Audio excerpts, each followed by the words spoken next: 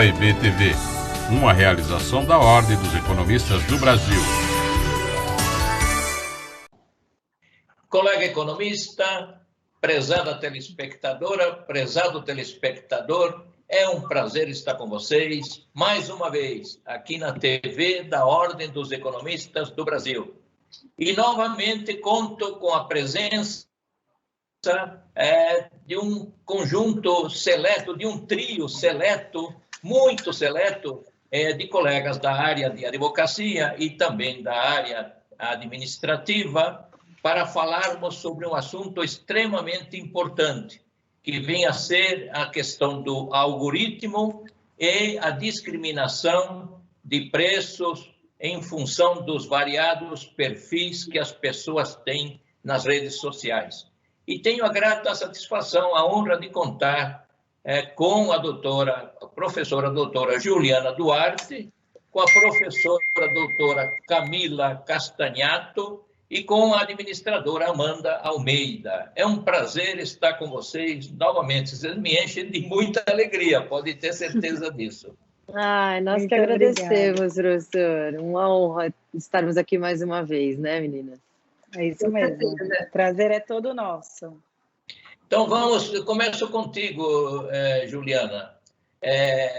As redes sociais apresentam uma série de vantagens, é claro. O mundo ficou extremamente reduzido a um celular, nos comunicamos, temos muita informação, mas também elas carregam dentro de si grandes armadilhas. E essas armadilhas que é o que nós vamos conversar hoje sobre questões relacionadas ao consumidor. Dependendo da minha navegação pelas redes sociais, será que na hora que eu vou comprar um produto pela internet, será que eu posso encontrar um preço ou uma oferta bem diferenciada de outros consumidores, doutora Juliana? Olá a todos. Agradeço mais uma vez, na pessoa do professor Manolo, o convite para falarmos de um tema que eu, Amanda e a Camila temos desenvolvido há algum tempo. Começou com um bate-papo despretensioso sobre o que está acontecendo com a vida, com os algoritmos, com os celulares, com esse consumo. E a gente tem conseguido desmembrar essas nossas discussões, porque elas, né, o professor mesmo viu na última entrevista, no último bate-papo que tivemos aqui, que de fato o assunto ele é muito rico. Então nós temos desde a coleta de dados, que foi um pouco do que abordamos na conversa passada, e hoje a gente, né, vem falar do que acho que foi o finalzinho, a conclusão do nosso bate-papo anterior, que é o controle do consumo, né? O controle da massa de consumidores. E hoje, mais do que nunca, o consumo está aí ligado à existência. É impossível existir sem consumir, né? Eu brincava com os meus alunos quando eu dava aula de direito consumidor que você acordou, acendeu a luz, consumiu. Então, é inerente à condição humana hoje, a condição de consumo, a condição de trabalhador, que também está atrelado a isso. E pela ordem constitucional brasileira, nós temos que dar efetividade à dignidade desses seres humanos. E a relação do algoritmo ou dessa nova forma de consumo tem colocado em risco alguns princípios norteadores, não só da ordem econômica brasileira, mas também do direito do consumidor. Então, hoje eu vou me restringir aqui a falar um pouco quais são esses princípios que estão sendo violados. Temos que nos preocupar com isso? Então, essa conversa e tudo isso também partiu de algumas constatações, minha e da Amanda, principalmente, no nosso dia a dia, de constatarmos que, uma vez ou outra, nós chamávamos um táxi ou um aplicativo e nós víamos que, vamos testar, vamos fingir que a gente vai para o mesmo lugar para ver se o seu preço dá igual ao meu, e o preço dava diferente. E em outras situações também, eu tentei comprar um livro, fui impedida de comprar 2 exemplares, tive que comprar um. Comparando nossos feeds ou o que o mercado nos apresenta na forma de produto e de conteúdo, nós constatamos que existia essa grave disparidade e sem qualquer explicação. Então, pensei, né, vamos voltar lá nos princípios do Código de Defesa do Consumidor, que dentre eles está o principal, que é o da boa-fé objetiva. Então, todos os agentes nessa cadeia de consumo, eles têm que ter comportamentos éticos, transparentes, que diga para o consumidor exatamente qual é a oferta, qual é a segurança daquele produto, né, para que o consumidor tenha, de fato, uma liberdade em consumir. E essa liberdade está muito atrelada à responsabilidade de quem fornece. Quando nós constatamos que estão sendo praticados preços ou condições muito diferentes para consumidores, muitas vezes de perfis muito parecidos. Se você for ver eu e a Amanda, por exemplo, nós temos perfis parecidos, idade, condição de mulher, só que entre nós já existe essa diferença. Então, o consumidor hoje ele desconhece a condição, a ponto, por exemplo, de você querer comprar uma geladeira e você começar a falar, olha, vê quanto custa a geladeira para você, como está o parcelamento da geladeira para você, e isso não pode existir num ambiente como é a internet, que é pautado pela democracia e pela transparência, né, onde todo mundo tem acesso àquilo, e o algoritmo, ou essas alterações, ou essas manipulações de mercado que são feitas hoje através de, Amanda vai poder dizer melhor isso para a gente, mas através de métricas ou de métodos, faz sim com que determinado público seja atingido, e o que me preocupa mais é a forma como ele é atingido. Então, o consumo, como eu estava dizendo, ele está muito ligado à existência humana hoje e me parece uma violação ao Código de Defesa do Consumidor e aí a ordem constitucional e econômica brasileira praticar preços ou condições diferentes para consumidores sobre determinado produto ou sobre determinado serviço, sem que esse consumidor saiba por que isso está acontecendo. Tá? Então, o princípio da isonomia e da igualdade, que são princípios constitucionais que se estendem por toda, né, o ordenamento jurídico, me parecem aí sim estar sendo gritantemente violado.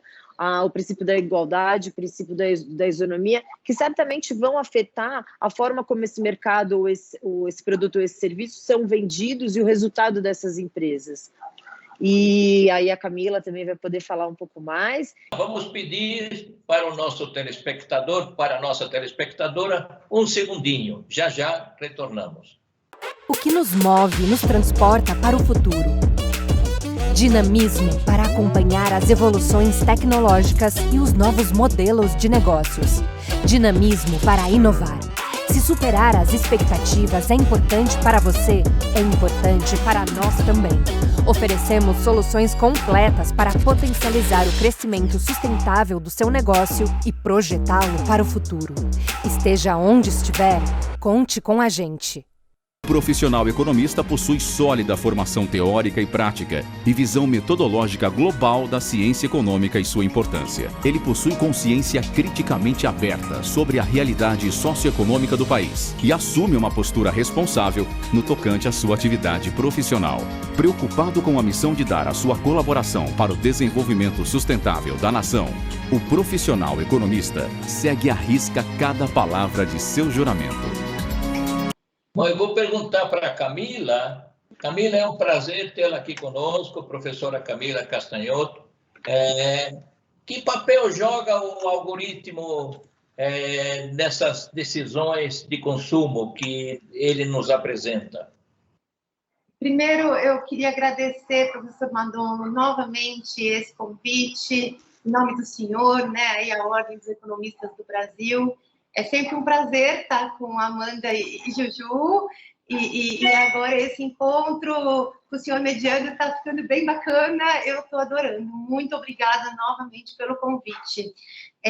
Eu estava aqui ouvindo a Ju, e é bem isso mesmo, né? Hoje, na verdade, o algoritmo, ele, na verdade, criou um novo mundo. A gente vive num mundo diferente hoje. E o algoritmo, que parece uma coisa tão, né? Ai, o que é esse algoritmo? Na verdade, o algoritmo são passos, é como se fosse uma receita, né? Se isso, então aquilo.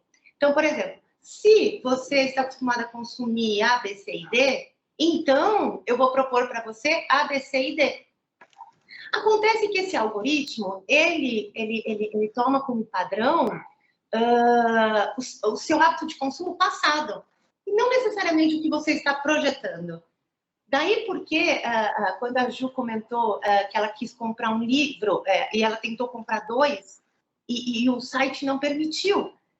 Por quê? Porque o algoritmo dele está programado para, com base nos dados que ele já tem da Juliana, oferecer tantas quantidades. E isso sim, como deixam bem claro, Ju, isso está violando muitos princípios do direito do consumidor. Por quê? Porque quando veio o Código de Defesa do Consumidor, já foi uma mudança drástica, né? Principalmente na visão do judiciário, porque a gente passou a entender que o consumidor é uma parte hipossuficiente, que ela é uma parte frágil nessa relação.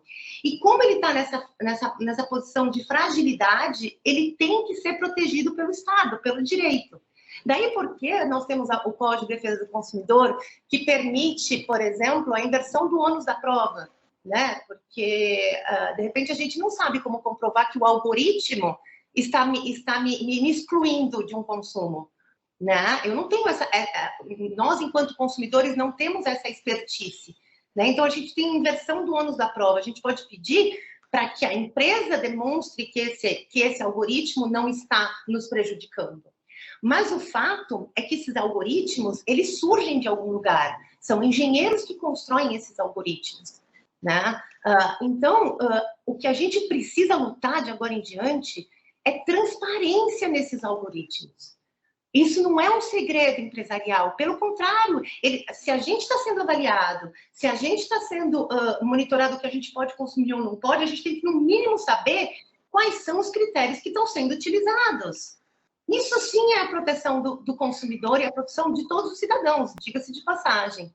E como a gente comentou já na última, a Lei Geral de Proteção de Dados no Brasil e mesmo a europeia não entrou muito nessa questão da transparência dos algoritmos.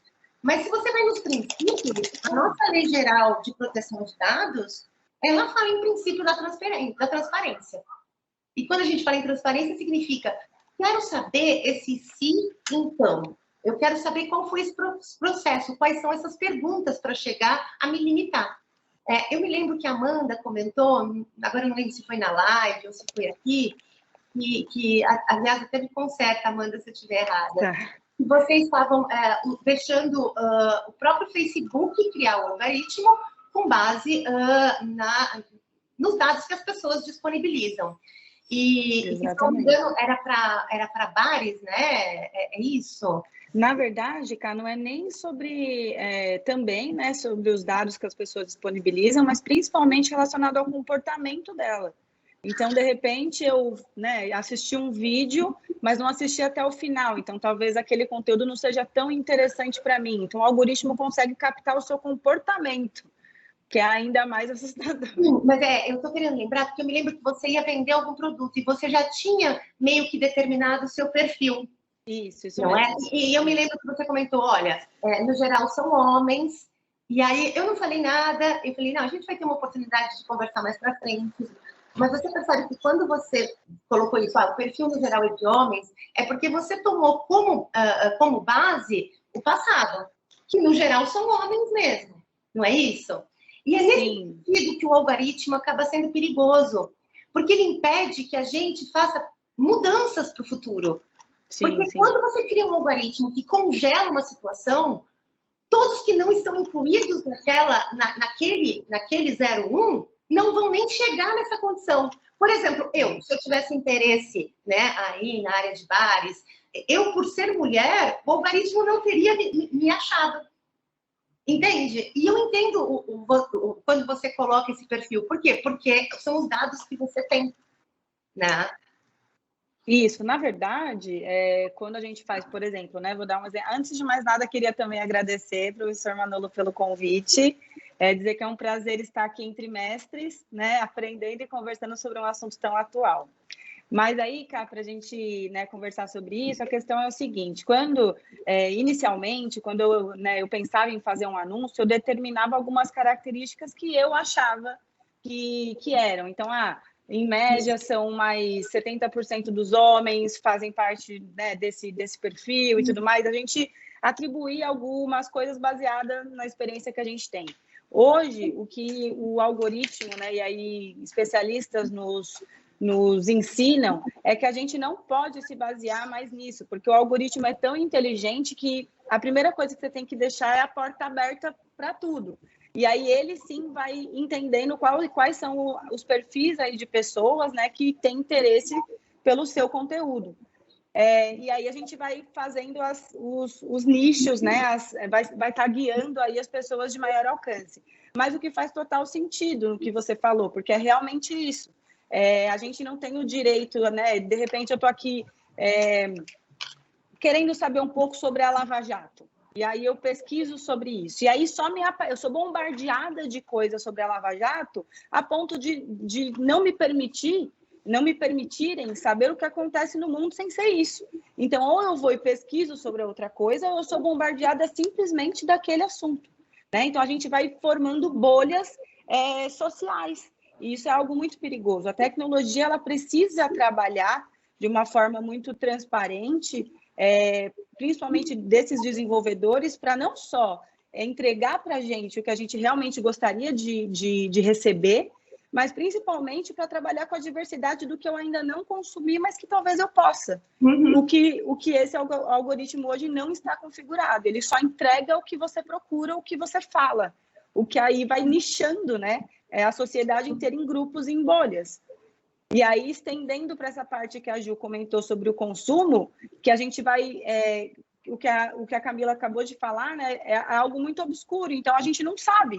Então, sem querer, eu e a Ju fomos pedir, poxa, tá dando diferente para você do que para mim. Então, a gente vai entendendo a gravidade, né, disso, porque realmente o consumidor é a ponta mais fraca dessa sistemática aí.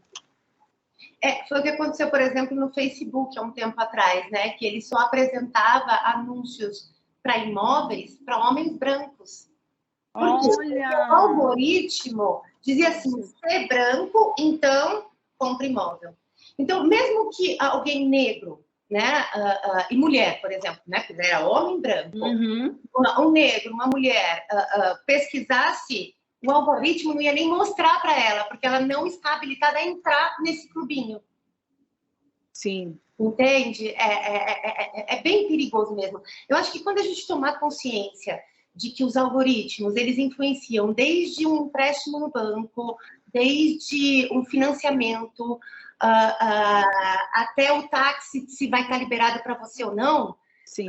Enquanto a gente não tomar consciência de que nós estamos sendo avaliados, e a gente não sabe nem por quê, e não adianta, não é só pelas redes sociais que estamos sendo avaliados, pelo like, não.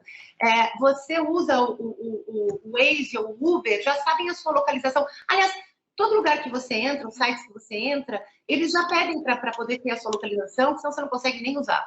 E aí você dá, e eles acabam te rastreando, onde quer que você esteja, né? Então, a gente não tem como fugir disso. A gente pode se dizer que a gente está na posição de hipossuficiência diante dos grandes, dos grandes que dominam os chamados algoritmos. E a grande questão é que, se a gente não lutar para a transparência neles, daqui a pouco a gente não tem mais como fazer isso. Por quê? Porque daqui a pouco a própria inteligência artificial vai se autocriar. Ela já não vai mais precisar da gente. Né? Então, a gente tem que pensar nisso já. Essas equipes que compõem as empresas que vão formar aí os algoritmos, elas têm que ser fiscalizadas pelos estados, né? O poder público tem que entrar nisso. Essas equipes têm que necessariamente serem interdisciplinares, ter engenheiro, advogado, sociólogo, antropólogo e assim por diante, para que seja porque o engenheiro ele é muito objetivo, né? Ele vai querer chegar lá no final e de repente ele precisa ouvir outros especialistas de outras áreas para ver se não está cometendo uma discriminação. Né? Se que com certeza está, né? Com certeza está. Eu queria, até que eu comentei com a Ju, estou com medo de esquecer, durante esses, acho que foram uns 15 dias, né? O nosso último programa, eu andei procurando um pouco mais sobre algoritmo, algumas coisas bem didáticas, e eu achei uma série no Netflix Na verdade, é um documentário que trata de diferentes assuntos, né? E na segunda temporada, chama Explicando, tá? É um documentário. Eu vi. Isso, é excelente. É brasileiro, né? É legal isso. Fala desde criptomoeda a câncer e vai aí, entra na questão do algoritmo. E nesse, deixa eu até ver onde eu anotei aqui. A segunda temporada, chama Código de Programação. Foi feito esse episódio no dia 24 de outubro de 2019, um pouquinho antes de fechar tudo, da pandemia. Sim. E ele é rapidinho, vale a pena ver, porque ele é didático, 24 minutinhos e tá tudo certo. E ele trata literalmente dessa questão da linguagem da programação. Porque o que a gente sabe é que a linguagem da programação ela é binária. 01, 10, 01. E aí fala, mas como assim? Como é que você cria um mundo todo com isso? Porque você cria essas perguntas, os chamados algoritmos. Se isso, então aquilo. E a gente tem que ter consciência de que nós estamos vivendo agora um novo mundo. Sim. Um mundo não mais programado por Deus ou pela evolução, mas é um mundo programado por homens. Né? E é um mundo, esse mundo virtual é o que a gente vive hoje, ele se confunde. E a gente tem que realmente perguntar, quem está fazendo essa programação? Essa programação tem que ser democrática. Essa programação tem que atender os princípios da dignidade da pessoa humana. E quem vai fazer esse controle? Aí vem a grande questão. Né? Eu acho que aqui no Brasil, pelo menos, aquela decisão que a gente comentou na última vez foi uma bola fora, né? Porque o nosso tribunal deixou entender que, não posso entrar no algoritmo. Oi? Como não? Se esse algoritmo está criando uma discriminação para esse trabalhador, para esse consumidor, cadê o judiciário? Socorro! Como não pode? Até porque daqui a pouco vai pegar no calcanhar do próprio judiciário. Sim, com certeza. Camila, vamos colocar a Juliana para que ela nos diga que as questões do algoritmo, do jeito que vocês estão colocando, não se restringem apenas a questões, uma discriminação, no caso de escolhas sobre bens de consumo. Ele é muito mais amplo. Você citou um documentário da Netflix, não sei se é o mesmo que eu assisti, mas eu fiquei muito preocupado com as eleições americanas. Por quê? Porque são criados comitês do ódio, algo que a gente também está tendo no Brasil já há um bom tempinho. Sim. Na nossa última eleição, isso foi muito presente, professor. Juliana, como é que você está vendo essa parte aí, para você fazer parte também da conversa? Aliás, estamos já com 5 minutos ao final do programa, o que é muito bom, você vê que passa muito rápido. Mas você muito volta rápido. Volto sim. Entrando nessa seara, a gente está falando de algo mais perigoso ainda, né? Que é o consumo da democracia. Eu assisti também esse seriado que está na Netflix e fala que determinados candidatos criaram estruturas com investimentos milionários diários de Facebook e Instagram, e isso sim interferiu E é até interessante porque teve um americano que se sentiu lesado e ele foi pedir para essa empresa, que era sediada em Londres, se eu não me engano, diz, olha, que dados vocês usaram meus? E, obviamente, que existe um emaranhado de direito ou de proteções, ou da onde essas informações são guardadas. Essas informações geralmente são guardadas em locais onde a proteção às empresas é muito maior. Então, por exemplo, nos Estados Unidos, olha, desculpa, eu não posso lhe dar esses dados, porque esses dados estão lá nos Estados Unidos. Não, mas calma, eu sou um cidadão inglês ou brasileira e você está se ativando no meu país ou no meu território, está permitindo que eu consuma e você está dizendo que na hora de se explicar, os dados estão lá. Então, tudo isso é extremamente preocupante. Eu também ontem assisti 2001, uma Odisseia no Espaço, né, professores, que acho que a gente tinha até falado sobre isso. E o hall, que é o computador, ele existe desde 1992, nós estamos em 2021.